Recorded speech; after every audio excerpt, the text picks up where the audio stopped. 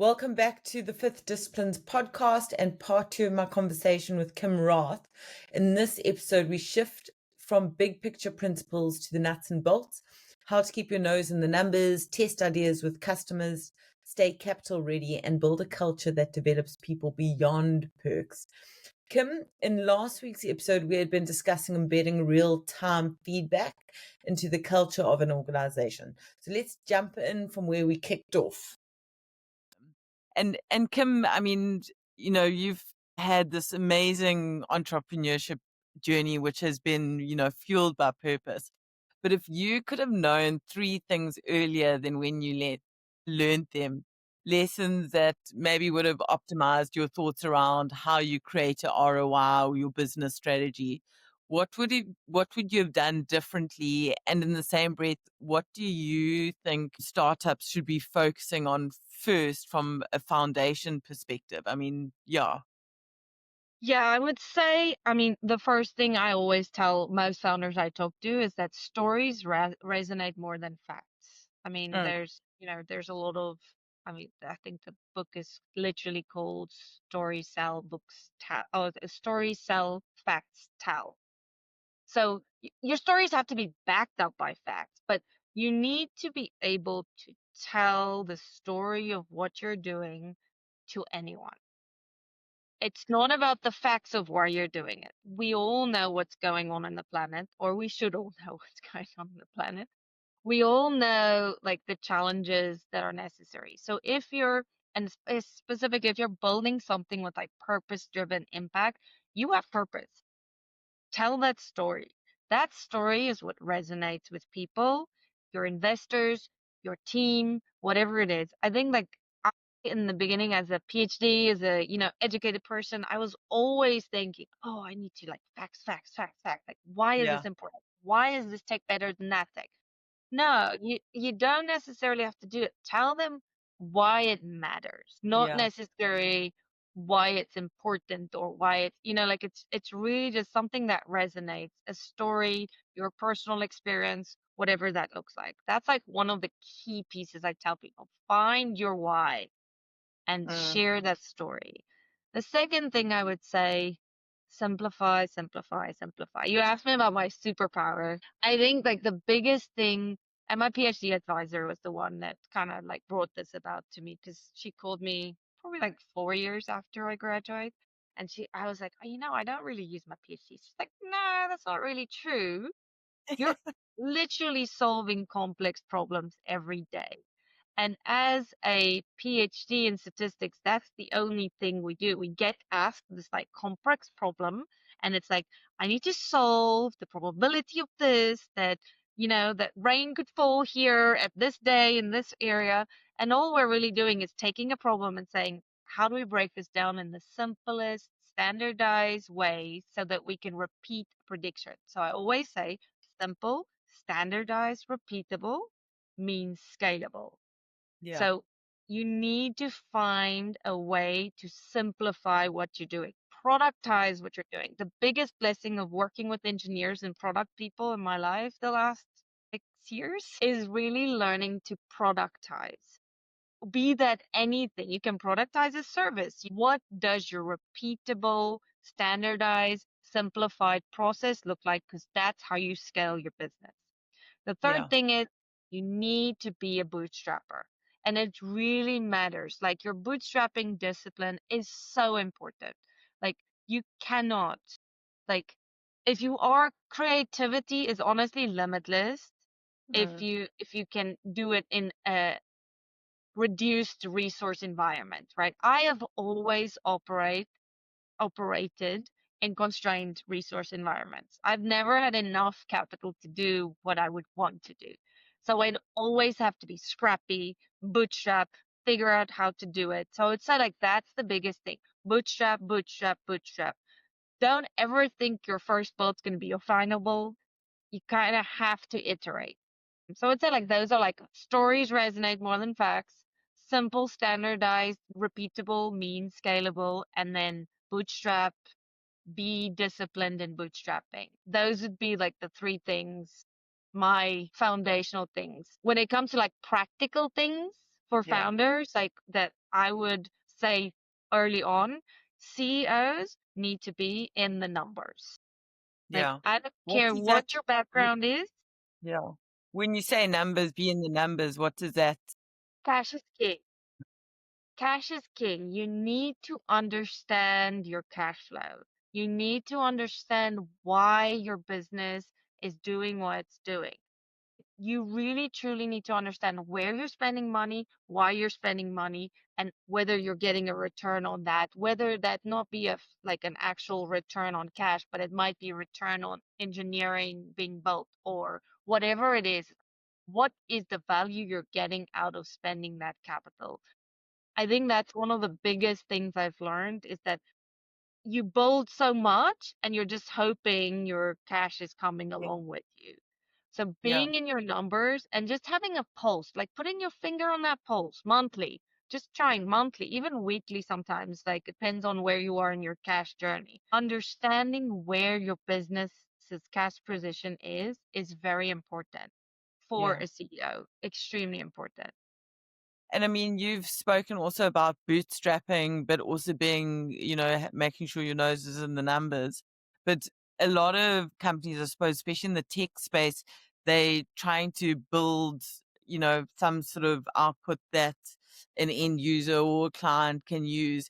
And there's often this feeling of, it needs to be perfect for the client. I don't want to get it out there until it's 100%. Like, how do startups know when to pull the pull the funding on a project, or you know uh, cut it and say this is okay, it's just going to have to do you have any advice for them? I think the proof of concept model, it actually always annoyed me. It's like, oh, why do we need a concept if we can like build this thing? But you kind of need to just test. So what we actually ended up doing, and I wouldn't say we successfully did this, but what we did at Topple is we had kind of like a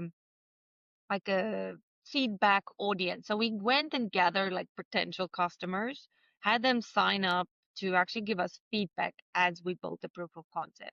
So instead of saying like let's build something and then go test it, we did the Yeah, other way around. We went and asked a bunch of people, would they be interested in this concept?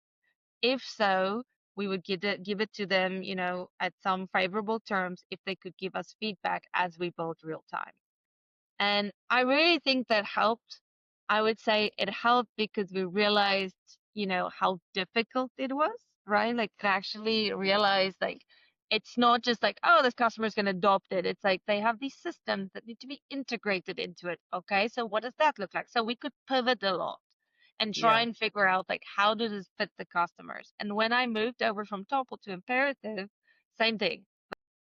I immediately was like proof of concept, we need to what was nice at Imperative because I was kind of building the tech in-house and Imperative's project. So Imperative is a carbon project developer. They have a massive project there in the Eastern Cape. But what was nice about it is that we could literally use our projects as customers.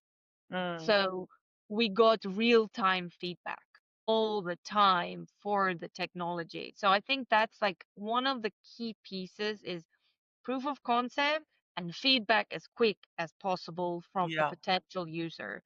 And brutal honesty is better than wasting cash. But I think that also goes back to what you were saying about, failing fast, right? And also not burning the cash flow. But more importantly, that storytelling. So my assumption there is that by having the potential clients engaging and giving you feedback, sort of ties into that storytelling where they feel part of this journey and they want to support you, and maybe they turn into long-term clients And down it's the not line. just that piece. Unfortunately, as a startup, and if you're especially in the climate space, you're looking for your next capital raise, right? So what does capital readiness look like? What does that mean? And when will an investor give you money? Yeah, It's the first, your numbers have to look right. So as a CEO, if you aren't in the numbers, you need to be able to communicate your numbers to an investor. Okay. So that's one of the pieces that, but for your numbers to look right, early stage investors, it depends on which stage you're at, but like early stage investors are looking for adoption. They want to see if you have someone who has used your product or if you actually have, someone saying they would use your product. And so these types of feedback mechanism, like being able to say like, well, we have 10 potential customers giving us real-time feedback on the proof of concept. It's much better than we've been building this proof of concept or beta for the last year, and we think we might have 2 beta signups, right? Like Yeah. it's just But that's different. So from our it's internal. yeah, so it's almost like you have to flip it and say, to be capital ready, what do I need? Yeah. And take that and say like, can I actually achieve that? That's why I said bootstrapping is so important. And if you can get to the capital readiness, bootstrapping, do it. I Yeah. tell you today, do it because it is really difficult to also manage capital investors that aren't in the day to day of your business. Like Okay. it's the less people you have to manage upwards too, because now what happens is it's, as a founder, you now have upward management that you have to start doing. So I think like those are like, I mean, I would say like that's like the true like core of if you're gonna build something, try and figure out how to give it to someone earlier rather than later. Yes. Yeah. And I like that you've also sort of given advice there on being, funding ready. So sort of begin with the end in mind and also work your way back as to how you're going to do that, instead of leaving it too late. But also, Kim, I mean, you've obviously, like you've mentioned, you've started a lot of startups. You're very busy, a mover and a shaker. If you could jump back in time, what else would you have spent your time on or more time focusing on as an entrepreneur? Think from a personal perspective, um, my I would have protected my time more. And during that, I would have spent more time on my health. I would say that because of the little sleep you get, you're tired, you're constantly working, now you're not working out. And as an athlete, former athlete, let's be very clear. Um, I do think that, kind of now having kids and stuff like that, it would have been like getting back into like doing stuff physically. I'm not an unhealthy person, but I would have preferred to like kept doing it rather than like saying like it will come, like you're good, you have reserves, right? Like you're good. I think that protecting your time and using that time to think about your own health too is Yeah, extremely important. yeah, Actually, just before this call, saw a post of a founder posting about the opportunity cost of them over the last, like I think it was 6 years. The guy posted like he's like, what he gave up salary wise, right? Because remember, founders take very little cash, right? Like we don't take a lot out of our businesses salary wise. So there's the opportunity cost that you're disqualified individual. You could be making a lot more, but then there's also the time, the commitment, and all these pieces. And honestly, everyone's building. I'm not saying everyone's building a 0 to 1. So maybe it's a scalable business from the start and revenues clear and everything. But I think that that opportunity cost is if you're giving up so much, you really need to just think about like what can you give yourself? Maybe that's the way to say it. Like what are the yeah, things you can give yourself in that journey? yeah.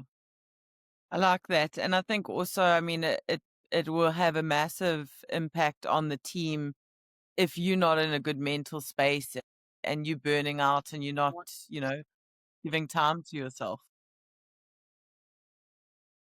And then, Kim, the other thing I wanted to ask is, I mean, people often speak about employee value propositions. And one of the things that I like to talk about with employee value propositions, and we've touched on culture quite a bit, but everything outside of benefits, it tends to be a bit of a disillusion around an EVP, and companies say, well, if I give everyone wellness benefits and nice bonuses and work from home policies, they're going to be happy. But what do you think? is really an effective EVP for companies, especially startups, because I mean they don't have the money to spend on all these, fancy benefits and things like that. Yeah, I honestly think I always say lived experiences over perks. It's kind of my like, can you give someone something? So a lot of times when employees come to work for me, I first tell them, or when I interview them, I say, what's your local goal and what's your global goal? So it's such a computer science question to ask, but the engineers love it. But it's, what is your goal now in your career? And Yeah. where are you going? What do you want to be? It doesn't mean like you know that answer because a lot of the young engineers don't necessarily, it might be their first job or their second job, and they're like, well, this is what I want to. So instead, what I say is, tell me what you want to experience. Like, what is that experience that I can give you? Because if this fails, which 85, 90% of startups fail, what is the experience I can give you while you're here? So I've had a few people be like, I really want to be part of mentoring people. So I put them in charge of some mentorship programs. Or I've had someone say, I really want to do budgeting as part of my job. So I give them a budget to manage. Things that wouldn't necessarily be in their job descriptions, but are experiences that make their next job or their next salary or their next opportunity worthwhile. So while they're building with me, they feel they're getting more than just a salary or a perk from the company. And I feel like that's a little bit more. I mean, these are just professional examples, but I've had people say like, "Hey, I'd really like to take a course in, I don't know necessarily the person might know if I say it, but like I want to take a course in executive leadership, for instance, right?" I'm like, "Oh, okay, interesting. So your global goal is to eventually become a CTO.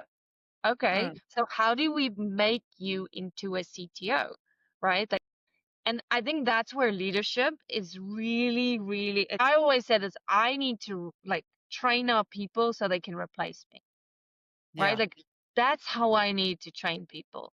If they can replace me when I walk away, I have been successful.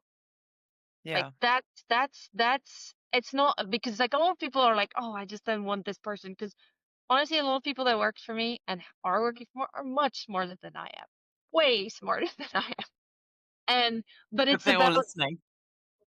sure, yes. Saying it's about saying like how do we make you the better person when I'm gone, right? When this job is gone, when this opportunity, when you're moving on to the next opportunity, like did I make you a better person? Did I give you the lived experiences, not just perks? To Yeah, make you a better person because you can give perks you can give I mean just remote work you have flexibility you have super flexibility. I mean there's now a point where people like you have unlimited holiday, interesting fact, the unlimited holiday policy, people are taking very little holiday in the unlimited holiday policy. So I've heard that. it's a really interesting like I think it ultimately just comes down to like employees shape how the values of the company are lived. Like it's unfortunately like people are like, oh, I have this list of values. No, they have to live them. And Yeah, then only is there truly like a EVP, right? Like an employee value prop is like, do they truly feel richer when they leave? yeah. It's such good advice, Kim, because on the other side of it, people when they're doing or feeling fulfilled, they're gonna come to work and be amped and excited to, get their teeth stuck into it. And it's, they feel committed as well. And I think also on the other side of it, I mean, a lot of employees, if they've got an amazing leader that, looks at it from that perspective of nurturing them and growing them, if that person goes, these past employees are very likely going to follow them, in another world or, their next career journey. No, I've had a group of people follow me from one company to another. Nope.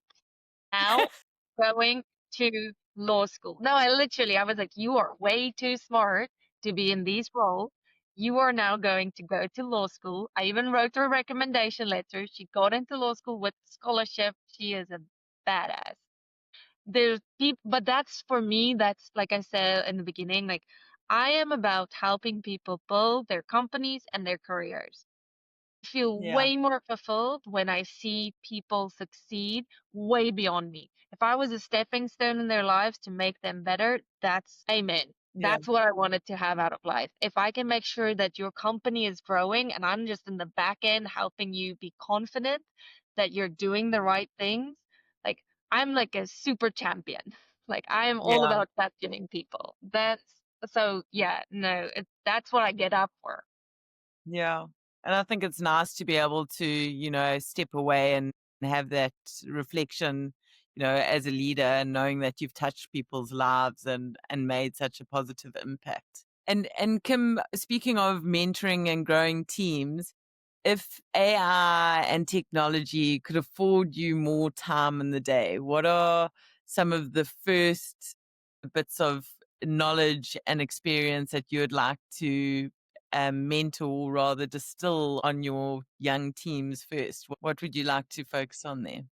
Think a lot of, I mean, you hear what I like everything I'm talking about right now, right? It's like humans are messy.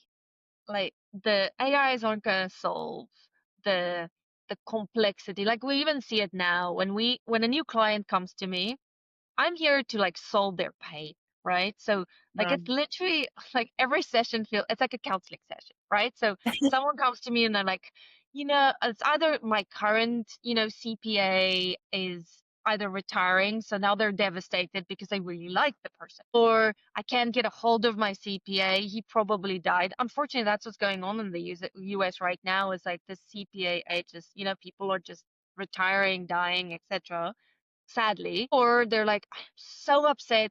This person that, so I'm always seeing a new, it's almost like a fire, right? Like they're not coming to me like, oh, I'm now starting my business and therefore I'm now looking for someone to journey with me because we're always getting someone who's already revenue generating, etc. So yes. I'm sitting there listening and just, experiencing their humanness, right? And like honestly interviewing both ways. Like, do they like me? Do I like them?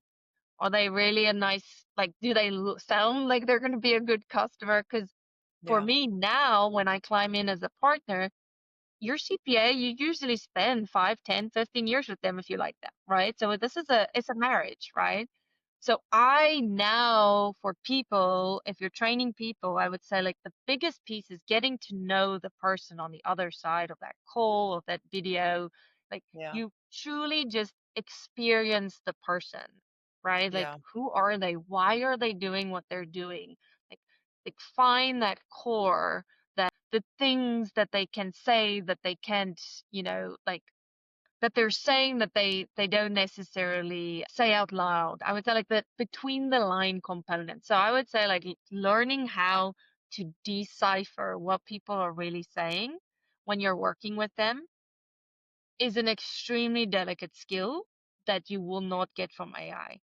I think that's really great advice, Kim.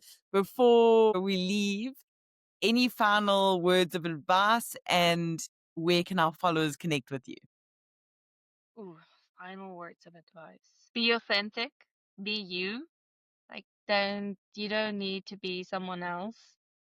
There's so much online now where people like do this and do that, and here's a self-help, and here's the 5 things you can do better as leader. I do read all of those things, and I'm like, okay, am I doing that? Maybe that's the other thing. Take on self-reflection every day. Look in the mirror, see if you are a better person than yesterday. Just be authentic, be yourself. You can find me on LinkedIn. I would say like everyone could, I'm very open to talking to people I love.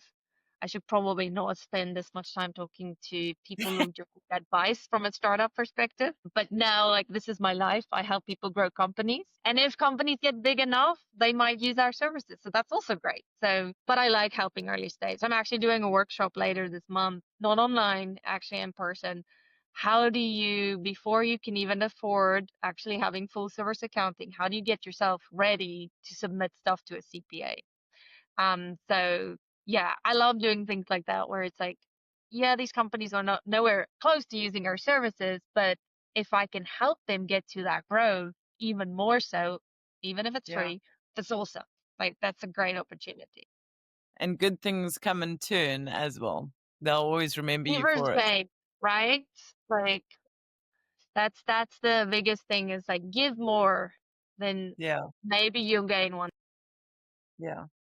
Amazing. But thank you so much, Kim, for your time. To all our listeners, thanks for joining us. And remember to subscribe or follow us on LinkedIn for the latest news and updates.